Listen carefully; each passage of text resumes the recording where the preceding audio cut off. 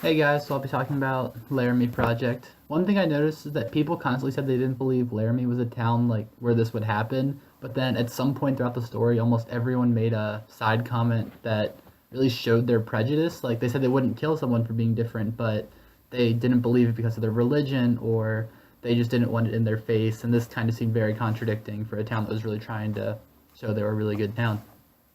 Two values that I noticed. One was punishment. In a religious sense, Matt is punished by God for his like wrongful lifestyle, which I don't agree with, but a type of punishment. And although it's not a just punishment, it is a type. He has no say, and it's brutal.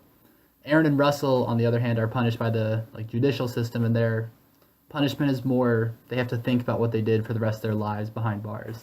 So it's very different ways of punishment. I personally agree with Aaron and Russell's type of punishment because it hopefully leads to reform instead of, not that Matt did anything wrong, but yeah. Another type is the struggle of those who support homosexuality and like the hatred that arises towards those people. Matt is obviously killed, and countless other characters are afraid to even live in the town of Laramie or approach it, even though they really want to live there.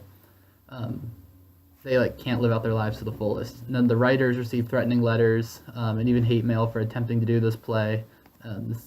These people had nothing to do with the play, but they went out of their way to spread hatred, which is really wrong.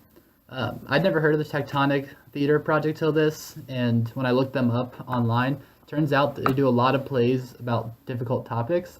The most recent play they did is Square Peg, Round Hole, which is about people living on the autism spectrum. It really brings to light issues people don't know about and struggle to talk about and discuss. This is a really neat way to do that.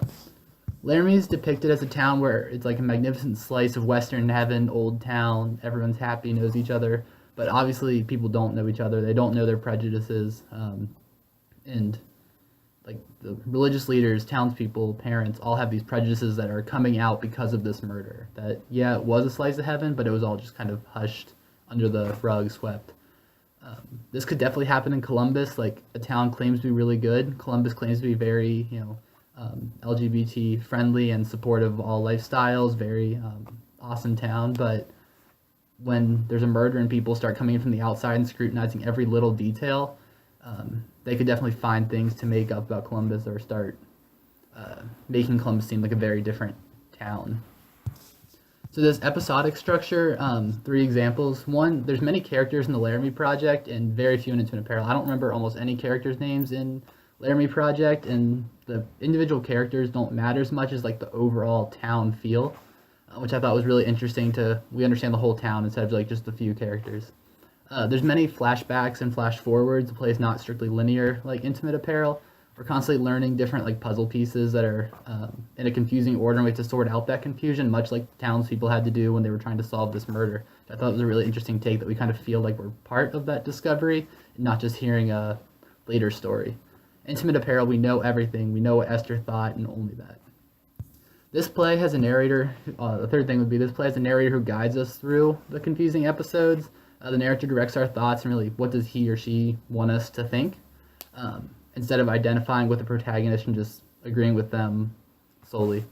Uh, yeah, and this allows the play to portray like what image of Laramie they want, and Intimate Apparel is more open to interpretation.